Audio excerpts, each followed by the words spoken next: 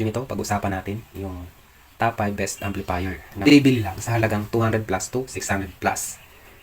I-share ko din sa inyo yung mga specification, tapos yung sa tingin ko na gustuhan ko sa limang yan. Tapos yung pangit para sa akin, di ba? Yung kumbaga nakulangan ako. So kung ikaw naghahanap ka ng amplifier na pang bahay, pang DIY, or pang mini video, okay, pang kabit sa motor, sa tricycle, o kung saan nyo mang gagamitin, baka yung hinahanap nyong amplifier, nandito na. Kasi guys, okay na okay din yung performance niyan. Sa price pa lang, napakasulit na, di ba? Hello everyone, this is Baboy Vlogs. Don't forget to subscribe. So, umpisahan natin dito sa pinakamaliit. Ito, 200 plus guys. Hi-Fi Bass Power Amp. Halos kompleto na din naman yan. Pwede nang kantahan. Kaya lang, kung mapapansin nyo, hindi pwedeng i-adjust yung echo. Diba? Tsaka yung mic. Pero may salpakan ng microphone.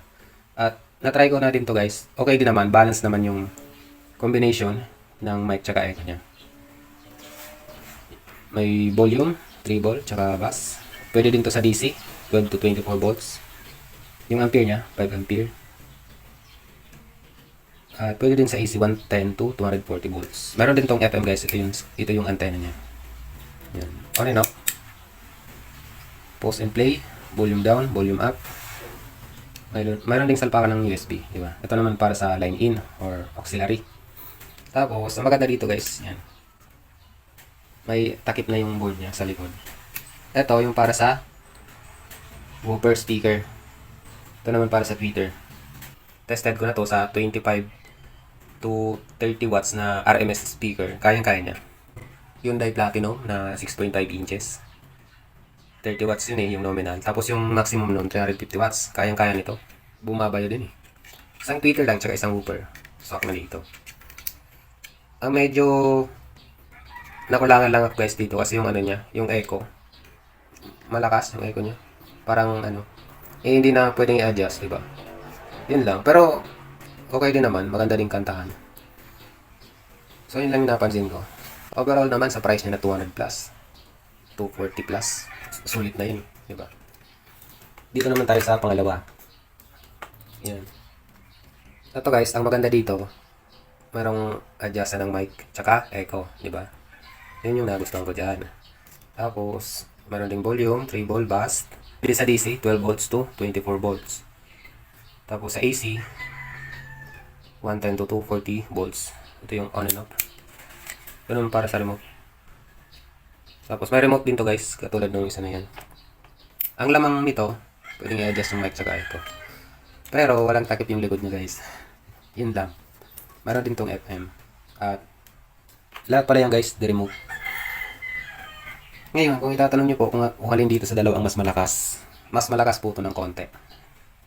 Siguro swak dito ang 30 to 50 watts na speaker.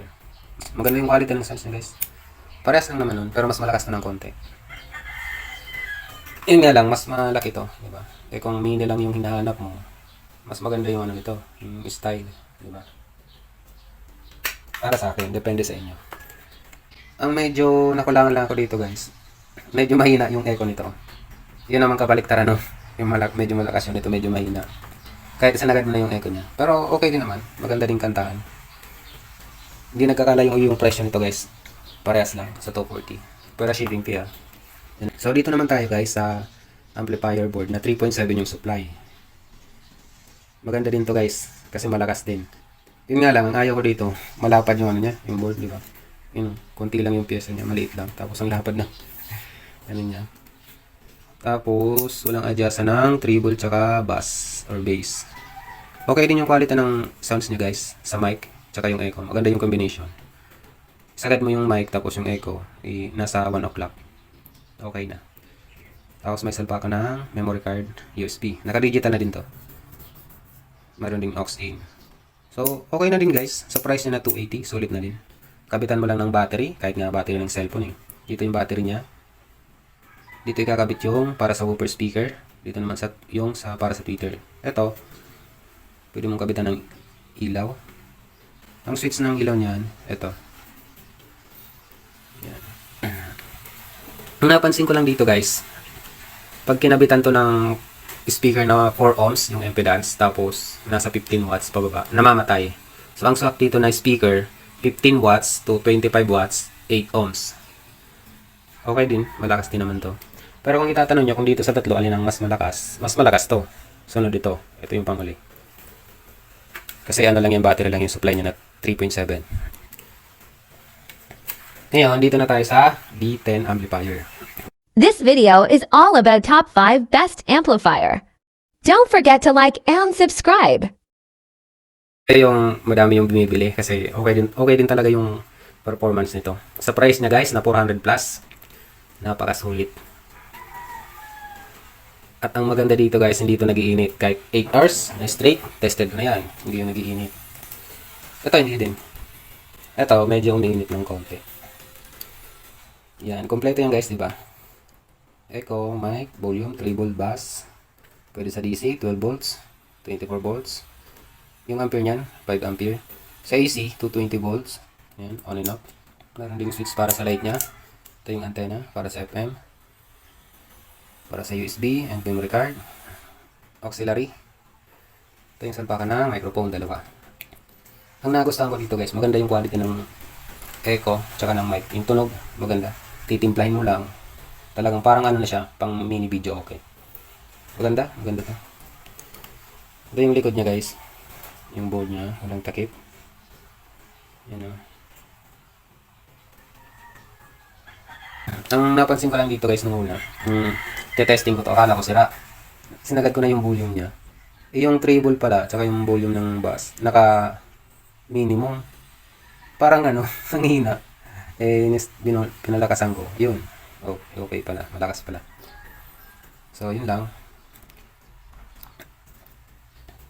Okay na okay to guys, na D10 amplifier.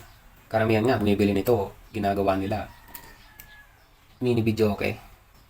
DIY sila. Kasi ano kahit magdamagan talagang sound trip nito, hindi nagiinit. Kahit sa AC, yung supply niya. Ngayon, dito sa apat, syempre, mas malakas to. Swak to sa, natry ko na nga to sa 100 watts speaker, kayang-kaya niya. Pero, swak dito ang 50 watts lang, dalawa na whooper, tsaka isa or dalawang tweeter. Ganda. Kayang-kaya niyang i-drive. Dito na tayo sa panghuli, itong hug amplifier. Itong hug amplifier guys, maganda to kasi naka-stereo na siya. May left and right channel, di ba? Pwede din to sa battery, 12 volts, 5 ampere. Yan. Ito yung sa audio input. Antenna para sa FM. Malakas sumagap ng FM. Hindi kagaya nito, mahina. Pero siguro kailangan lang nito dugtungan ng wire para makasagap ng ng FM station. Ito, ang nagandahan ko dito guys, talagang yan, kompleto na yan. Tsaka, walang Chinese na nagsasalita yan pag binuksan mo. Yun yung na-appreciate ko, nagandahan ko dito sa hug amplifier. Tapos, maganda yung yung quality ng echo niya, tsaka microphone. Mas maganda kaysa dito. Nung una, nagandahan ako dito. Although maganda naman talaga, pero ito, ganda ng quality ng sounds. Treble bass, volume, echo, mic volume. Naka-digital. Tapos ito yung salpakan ng memory card and USB. Bluetooth na din to. Yun nga lang guys, madaling mag-init. 2 hours lang, nag-iinit na to. Pero, pwede mo namang lagyan ng mini pan or itapat sa electric pan. Problem solved na, di ba? Malakas din to. Kaya din ito ang 50 watts pataas. Sa tingin ko, stock dito ang 50 to 100 watts. Ito kasing 300 watts to 300 watts. Ano lang yan? Maximum ata PMPO or marketing strategy ng gumawa nito. Kasi ang liit lang naman, tapos 300 watts plus 300 watts. Siguro PMPO. So, sa price na guys, 600 plus, 670 plus, ganun. 670. Stock na to, solid na sa price niya. Kasi stereo pa, diba? Siyempre, kung papipiliin ako dyan sa 5, ito or ito, pipiliin ko. Ngayon, kung depende naman sa paggagamitan mo, gusto mo talaga yung hindi ka nagagastos ng malaki, rechargeable, ito yung bilhin mo, di ba? Pwede din to. Depende na lang talaga sa gusto mo, sa paggagamitan mo. So, yun lang guys yung video natin ngayon na share ko sa inyo. Hopefully, na nagkaroon kayo ng idea kung alin ba yung pipiliin nyo. Kasi mura lang naman yan guys, di ba? Yung price 200 plus to 600 plus. Eh kung halimbawa nagtitipid ka, doon ka sa pinakamura. 200 plus ito, solid na to. Kung gusto mo naman na medyo malakas, pambahay, tapos mahilig ka kumanta, ito yung i-recommend ako sa inyo. Itong dalawa. Yun lang, mahaba na pala yung video natin guys. So yan, yung 5 amplifier. Top 5 best amplifier. So, top 5 best amplifier. Bluetooth mini amplifier. Kasi ang i-consider ko dyan, yung price niya, tsaka performance. Swak, pang masa, di ba? Dito ko na po tatapusin yung video. Hopefully nagustuhan nyo po. Salamat sa inyong walang sawang suporta sa pag-likes ng ating mga video at pag-subscribe. Thank you guys and God bless.